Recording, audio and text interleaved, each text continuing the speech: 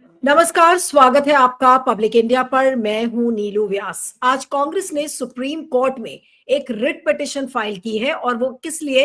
क्योंकि आपने हाल में देखा था कि मोदी सरकार ने जो चुनाव नियम है, इलेक्शन कॉन्डक्ट रूल्स, उनमें बदलाव किया था, जिसके चलते किसी भी तरीके का वीडियो फुटेज, इलेक्ट्रॉनिक रिकॉर्ड्स जिसमें फॉर्म 17C है या नॉमिनेशन फॉर्म्स है, पोल डॉक्यूमेंट्स है, वो कुछ सब कुछ पर सरकार ने नियम बदलकर रोक लगा दी थी। उसी के खिलाफ आज कांग्रेस सुप्रीम कोर्ट में गई है और जो कांग्रेस के जो एमपी है राज्यसभा के जयराम रमेश, उन्होंने बताया और क्या एग्जैक्टली बोला है। उन्होंने he has blamed the election commission, constitutional body responsible for conducting free and fair elections, for unilaterally implementing changes without public consultation. उन्होंने ये कहा है कि बिना किसी पब्लिक कंसल्टेशन के इस नियम में बदलाव किया गया।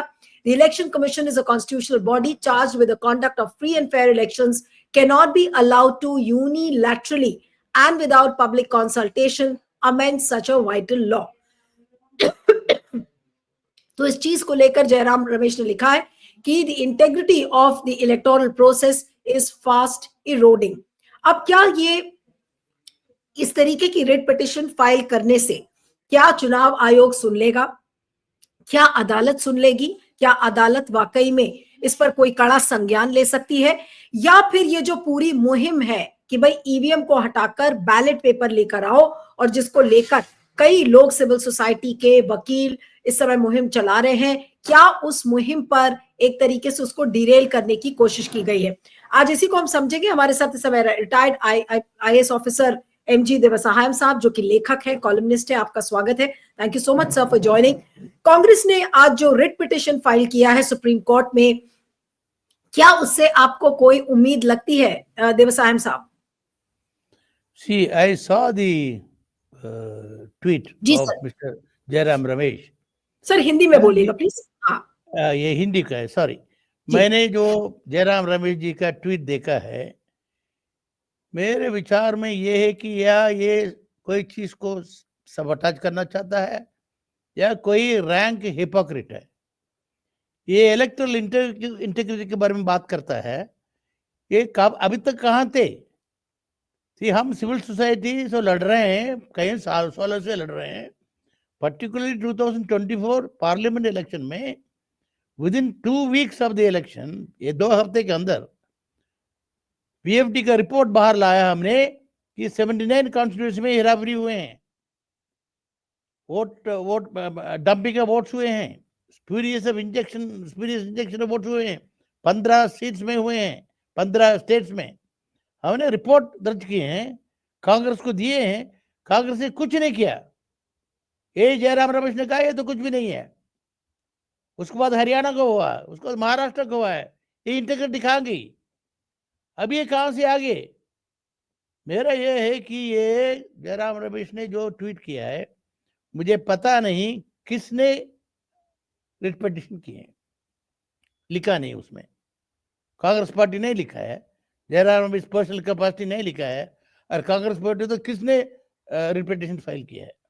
इसका बैकग्राउंड में कहना चाहता हूं कि ये जो रूल अमेंडमेंट जो हुए हैं 20 तारीख को, ये तो महमूद प्राचा एक एडवोकेट है, लीडिंग एडवोकेट है, सुप्रीम कोर्ट में प्रैक्टिस करता है, हाई कोर्ट में प्रैक्टिस करता है। वो हमारा सिविल सोसाइटी का लीडिंग एक्टिविस्ट भी है। उन्होंने जो हरियाणा का 90 सीटों में वो हमारा जो पूरा जो रिकॉर्डिंग, सीसीटीवी रिकॉर्डिंग, ईवीएम का जो सारे A to Z तक जो है हमें देना चाहिए। ये जो उन्होंने ये मांगा है कि इलेक्शन कमीशन का जो क्लेम कर रहा है, वो नया कुछ नहीं मांगा उसने। इलेक्शन कमीशन ने कई मैनुअल्स में लिखा हुआ है, कई हैंडबुक्स में लिखा हुआ है, कभी FAQ में लिखा हुआ है। हमने ये सेफ गार्ड्स रख रहे हैं। ये लीगल सेफ गार्ड है, ये एडमिनिस्ट्रेटिव सेफ गार्ड है, ये टेक्निकल सेफ गार्ड है। ये सारे करने की वजह से इसलिए तो इलेक्शन जो है फ्री एंड फेयर है, बड़ा हाई लेवल का इंटीग्रिटी है, इसलिए हम ये सारे प्रोसीजर फॉलो कर रहे हैं। तो उन्होंने कहा अच्छा, अगर प्रोसीजर फॉलो करते हैं आप हमें दे दीजिए कॉपी, एंटाइटल्ड है, रूल में लिखा हुआ है। तो Punjab and Haryana high court में जब प्राचा साहब आर्ग्यू कर रहे थे, इलेक्शन कमीशन का एडवोकेट का नहीं है, ये तो कैंडिडेट नहीं है, ये हरियाणा का नहीं है, ये तो वैसे ही मांग रहा है, खराब कर देगा। Punjab and Haryana high court ने रिजेक्टेड इलेक्शन कमीशन का स्टैंड, और उन्होंने कहा दे दो, देना है, दे हैव राइट, रूल में है, दे दिया, ऑर्डर दे दिया, 4 हफ्ते 5 हफ्ते टाइम दे दिया है, उसी के अंदर ये रूल अमेंड कर दिया है। अभी ग्रीवेंस किसको ग्रीवेंस है? जयराम रमेश का क्या ग्रीवेंस है? मैं भी थोड़ा लॉ जानता हूं। ग्रीवेंस हो सिविल सोसाइटी रिप्रेजेंटेटिव मोहम्मद प्राचा का है, उनका पंजाब हाई कोर्ट का ऑर्डर को टर्न डाउन कर दिया है इलेक्शन कमीशन ने, गवर्नमेंट ने। वो उनका ये हक बनता है कि या उसी हाई कोर्ट को दोबारा जाए या सुप्रीम कोर्ट में जाए, वो तो उनका लीगल उनका एनालिसिस के बारे में मैं उसमें कमेंट नहीं कर सकता है, क्योंकि जुरिसडिक्शन जो है हाई कोर्ट का भी है, जो जुरिसडिक्शन सुप्रीम कोर्ट में ही है वो हाई कोर्ट का भी है। वो जा सकता था उसी हाई कोर्ट में जा सकता था जजेस को, सर आपने जो हुक्म दिया है देखो इलेक्शन कमीशन ने क्या किया है, वो सेट असाइड हो जाता। पंजाब और हरियाणा का high court could have set aside this amendment. अगर उसके बाद सुप्रीम कोर्ट जाना है तो इलेक्शन कमीशन जाए। एक चीज ये भी है, जो नियम जो बदले गए हैं वो असंवैधानिक तरह से किए गए हैं, अनकॉन्स्टिट्यूशनल है। तो क्या सुप्रीम कोर्ट में जाना सही नहीं था कि सुप्रीम कोर्ट में आप इस पिटिशन को लेकर जाएं कि भाई ये गलत तरीके से आपने यूनिलैटरली आपने नियम कानून बदल दिए हैं, ये अनकॉन्स्टिट्यूशनल है? तो ये सवाल खड़ा करना तो सही बात है। सुप्रीम कोर्ट में जाने की कोई जरूरत नहीं है, यही पावर हाई कोर्ट का भी है, आर्टिकल 226 रिट जुरिसडिक्शन जो है हाई कोर्ट का भी है, सुप्रीम कोर्ट में ही है। सुप्रीम कोर्ट में आर्टिकल 32 में आता है। तो ये जो अमेंडमेंट जो हुए हैं ये कॉज ऑफ एक्शन हुए हैं Punjab and Haryana high court का ऑर्डर की वजह से हुआ है। पिटिशनर एडवोकेट है, लॉ उसको पता है। ये जयराम रमेश ने वो पिटिशनर से डिस्कस किया है क्या? प्राचा साहब ने मैंने टेलीफोन किया है, कहते नहीं डिस्कस नहीं किया। मैंने उनको पूछ रहा था आपका क्या विचार है, नहीं कुछ करने का कोई विचार नहीं था। कहता मैं आने जाता हूँ तो मैं Punjab and Haryana high court में जाता दोबारा, जरूरत पड़ेगा। वो तो ये जयराम रमेश को ये दिमाग कहां से आ गया?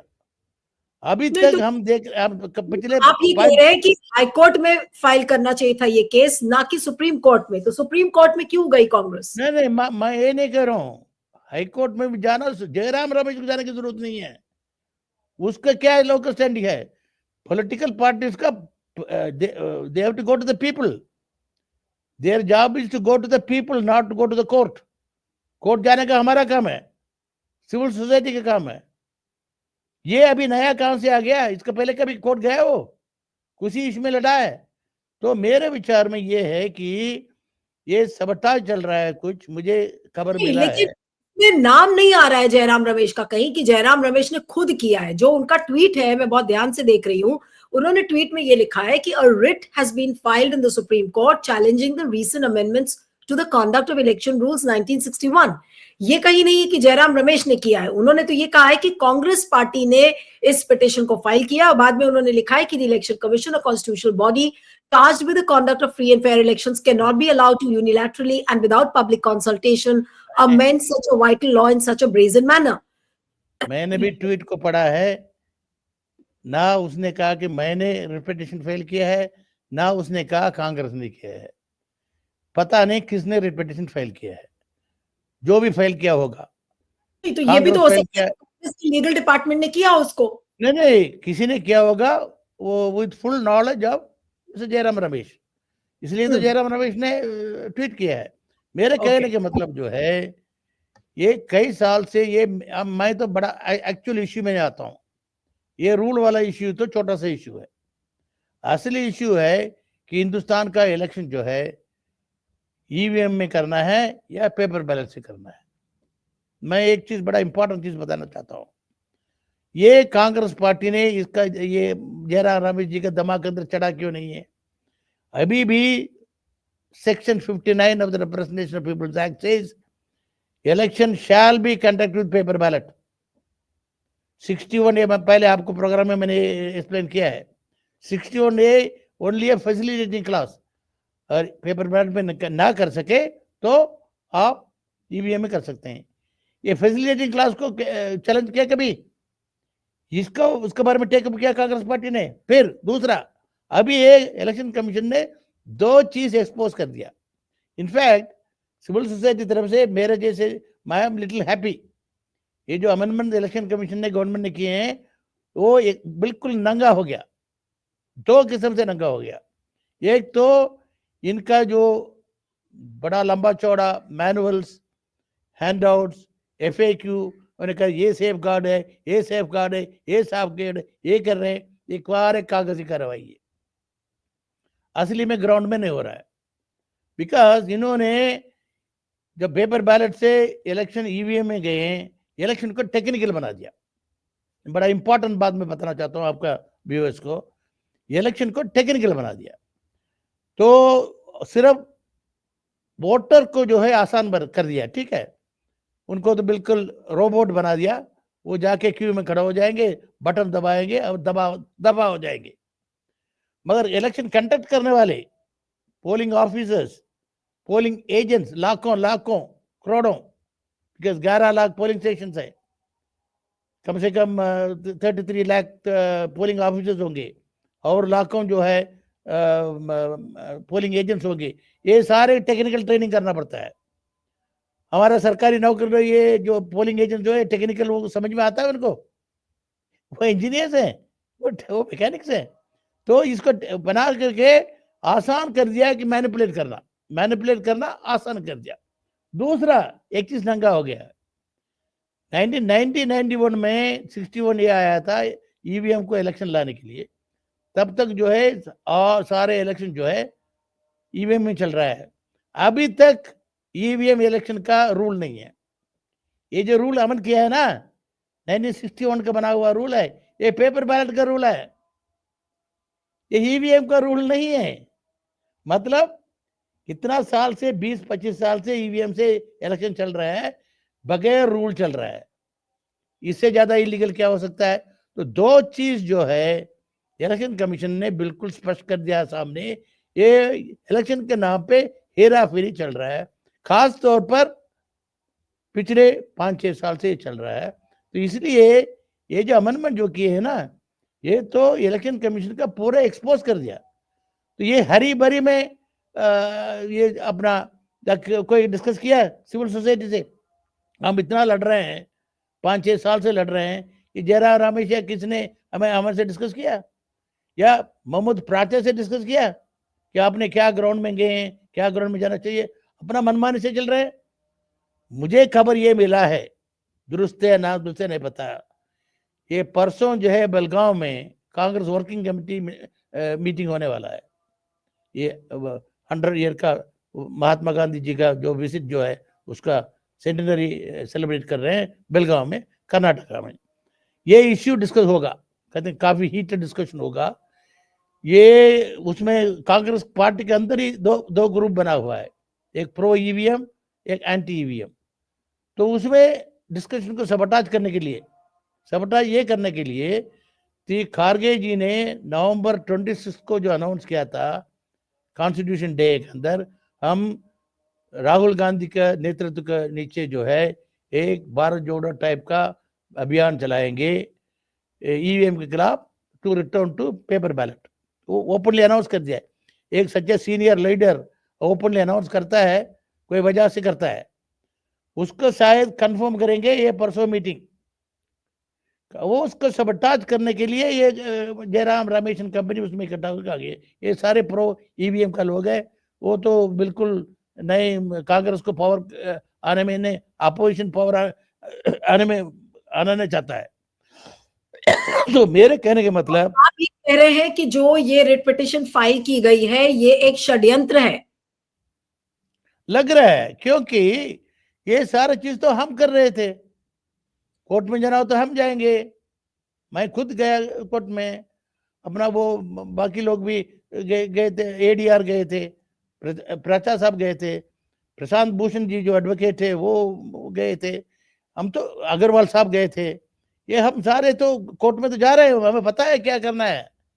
ये जयराम रमेश जाने की क्या जरूरत है, कांग्रेस पार्टी जाने की क्या जरूरत है, सब एक्सपोज हो रहा है। देखिए, हमने जो कहा था पार्लियामेंट का इलेक्शन खत्म होते ही 2-3 दिन में कहा था कि वोट का डंपिंग हुआ है, ओडिशा में सबसे ज्यादा डंपिंग हुआ है। आप ओडिशा की रिपोर्ट आ जाए, आपने पढ़ा होगा, ओडिशा का एमपी बोल रहे हैं हाँ डंपिंग हुआ है, 15% इंक्रीज हुआ है, 20% इंक्रीज हुआ है 6 महीने के बाद।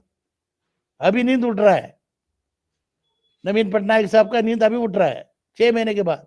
अब हरियाणा का रिपोर्ट कल आया, आपने पढ़ा होगा, हरियाणा का रिपोर्ट तो वो साहब कहते हैं हेराफेरी हुए, वो दलाल साहब का रिपोर्ट। और महाराष्ट्र का रिपोर्ट तो आपने पढ़ लिया। ये सारे अब नंगा हो रहे हैं, जो सिविल सोसाइटी 2 दिन के अंदर, बिकॉज हम तो कड़ा अलर्ट वॉच रख रहे हैं, हमारे एक्सपर्ट टीम बैठे हुए हैं, हम एकदम वो लोगों को बताते हुए हेराफेरी हुआ है।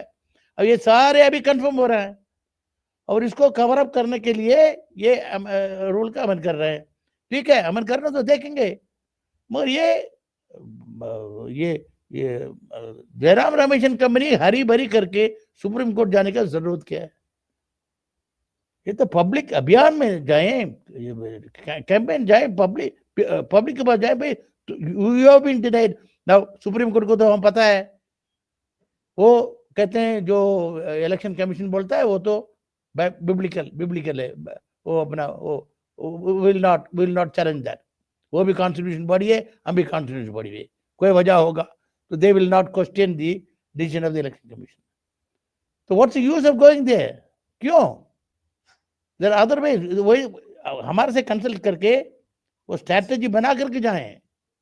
ठीक, कोर्ट में जाने के नहीं है, वो हक तो है, बट कोर्ट में जाना should be part of a proper strategy, plan A plan B. किसी के साथ डिस्कस किया है? हमारे साथ तो नहीं किया, कोई बात नहीं, कम से कम मोहम्मद प्राजक से डिस्कस किया क्या? See, this is total sabotage. I don't like it at all whatsoever. नहीं, लेकिन सुप्रीम कोर्ट से आपको उम्मीद नहीं है कि इसको गैर संवैधानिक करार कर सकता है और फिर चुनाव आयोग को हो सकता है कि ये जो अमेंडमेंट है ये वापस लेना पड़े, जैसे इलेक्टोरल बॉन्ड के केस में हुआ था? ये it is not the question of supreme court. मैं तो सुप्रीम कोर्ट के बारे में जजमेंट नहीं दे सकता। Supreme court independent constitutional body है, जजेस अपना वो हियरिंग करेंगे। बट मैं तो बताता हूँ, सुप्रीम कोर्ट में जाने की जरूरत क्या है, और जयराम रमेश को जाने की जरूरत क्या है?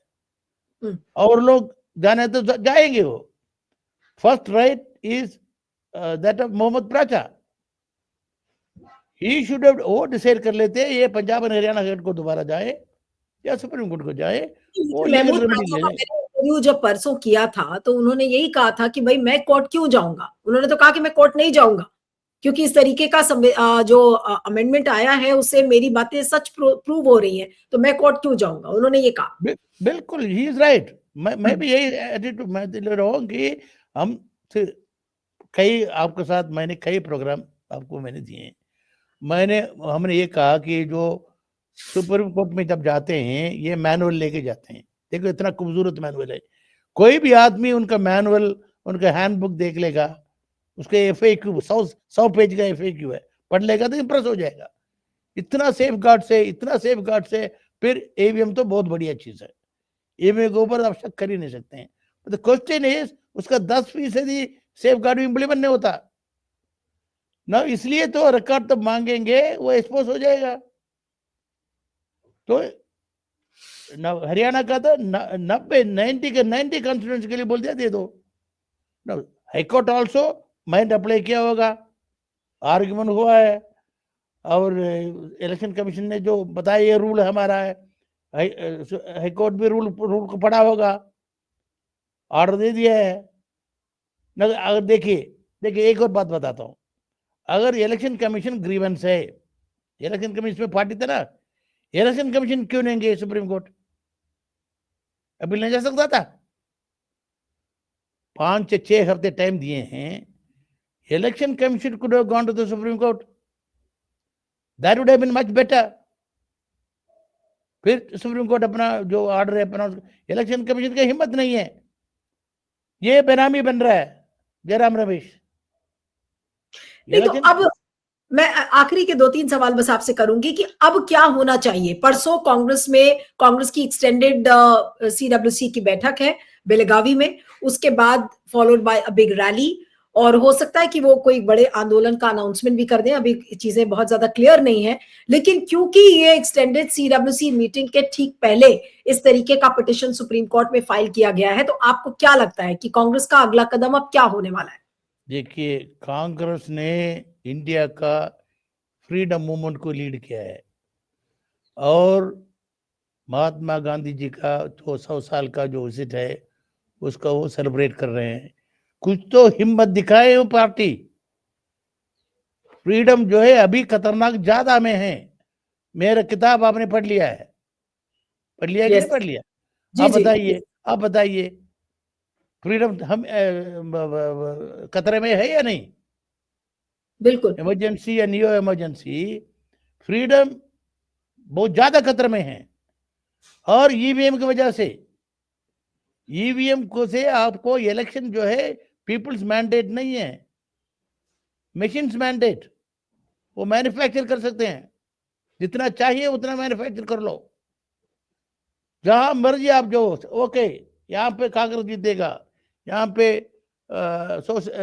एसपी जीतेगा, यहाँ पे फलाना जीतेगा, ये 10 में हम जीतेंगे, कोटा दे दिया, मर्जी। इलेक्शन कमीशन तो बिल्कुल लैपटॉप बन गया है, कहते हम 10 जीतेंगे और एक को 2-2 दे देंगे, ठीक है।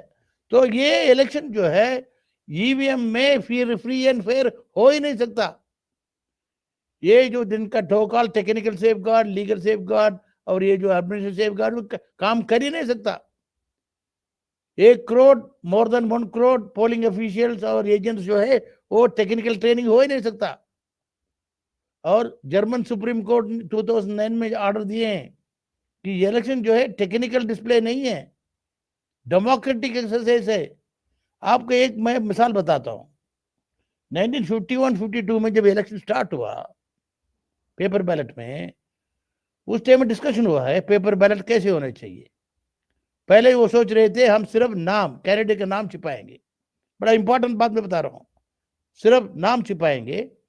फिर उन्होंने डिस्कशन में कहा देखो वो 50% लोग तो अनपढ़ है, वो हिंदी भी नहीं पढ़ सकते, अपना मदर टंग भी नहीं पढ़ सकते, तो नाम लिखने से कैसे पढ़ेंगे। फिर उन्होंने आइडिया दिया सिंबल ले आओ, सिंबल, सिंबल पहचान लेते हैं, ये तो गाय है, ये साइकिल है, एक ये है, ये वो है, वो साथ लगाया है, तभी तो सिंबल आया है। तो नहीं, लेकिन मतलब नहीं नहीं नहीं नहीं, ये पॉइंट इंपॉर्टेंट है, नहीं नहीं प्लीज, पॉइंट ये है कि प्रिंसिपल डेमोक्रेसी में वोटर को सेटिस्फाई होना चाहिए, वेरीफाई होना चाहिए कि मेरा जिसको मैंने वोट करना चाहता हूं उसी को वोट दिया है। तो तभी से सिंपल हमने इंट्रोड्यूस किए। अभी सब उल्टा, कोई देखने की जरूरत नहीं है, तुम्हारा सेटिस्फाई वेरीफाई करने की जरूरत नहीं है, तो बटन दबाओ भाग जाओ, ये कोई इलेक्शन है? तो ईवीएम इलेक्शन कितना भी अच्छा मशीन हो, मैं मशीन की बात करता नहीं, मैं टेक्निकल आदमी नहीं हूँ, बहुत बढ़िया खूबसूरत मशीन है, बहुत प्यारा लगता है ना, फिर भी मशीन जो है डेमोक्रेटिक इलेक्शन हो ही नहीं सकता। तो इसलिए ये रूल को अमल कर दिया, उनको पता है ये इंप्लीमेंट हो ही नहीं सकता है। तो मेरा पॉइंट आपका सवाल जवाब आता हूँ। परसों बेलगांव में ये जो कांग्रेस पार्टी अगर हिम्मत हो तो खारगे साहब का जो अनाउंसमेंट जो किए हैं उसको लागू करें, देश भर के एजिटेशन मूवमेंट चलाएं कि return to paper ballot is the only way, उसके बगैर इलेक्शन नहीं होना चाहिए। अनाउंस कर रहा है ट्विटर में, बड़ा सुप्रीम कोर्ट को चला गया, सुप्रीम कोर्ट कोई भी जा सकता है, सुप्रीम कोर्ट जाने कोई बात है कि रिप्रेजेंटेशन फेल करना, क्या अचीवमेंट दिखा दिया। I mean this is very bad as it is. हमारा मन में काफी शक था कांग्रेस पार्टी के बारे में, ये शक सारे तो कंफर्म हो रहा है, मगर द ओनली वे ये जो परसों या 26-27 में जो बेलगांव में जो डिसीजन ले रहे हैं उसे मन सिर्फ मेरा नहीं है, 90% पब्लिक के मन में शक है। मैं बताता हूँ, ये ट्विटर का जो कमेंट भी देखो, जरा राम के ट्विटर के नीचे कमेंट देखो, वो 90%, 80-90% लोगों के मन में शक है कि कांग्रेस में गड़बड़ हो रहा है, वाइप आउट कर देंगे। और पब्लिक का मूड नहीं समझ में नहीं आया तो वाइपआउट कर देंगे। तो मैंने अपील ये करूंगा खारगे साहब को और जो कांग्रेस पार्टी के सीनियर लीडरशिप को, ये पार्टी वाला मामला नहीं है, ये डेमोक्रेसी मामला है, देश की डेमोक्रेसी का मामला है। आप अभियान चलाएं, return to paper ballot, free and fair election होवे, लोग किनको वोट करना चाहते हैं वोट कर ले, जिनको चुनना चाहते हैं उनका मर्जी है, मगर पीपल्स मैंडेट मस्ट प्रिवेल। वो सिर्फ पेपर बैलेट से प्रिवेल हो सकता है। छोटा मोटा हेराफेरी तो होगा, पेपर बैलेट में भी हो सकता है, मगर होलसेल हेराफेरी, टोटल हेराफेरी, पूरा स्टेट का हिजैक, पूरा पार्लियामेंट का हिजैक हो नहीं सकता। यानी कि आपके मुताबिक इस समय जो सबसे बड़ा एजेंडा है और जिस पर कांग्रेस को फोकस करना चाहिए वो है चुनावी मशीन को हटाओ और बैलेट पेपर लेकर आओ। बिल्कुल बिल्कुल दुरुस्त, एक सिंगल पॉइंट एजेंडा। एक कोर्ट में जाए रूल बदले, that's a different matter. Go back to the paper ballot, कानून में वही लिखा हुआ है, go back to section 59 of the representatives of people's act. मैं नया नहीं बोल रहा हूँ, कोई नया एक्ट का जरूरत नहीं है, कानून ऑलरेडी है, उस कानून में वापस जाएं। ओके, चलिए आपका बहुत बहुत शुक्रिया। Thank you so much sir for joining. Thank you.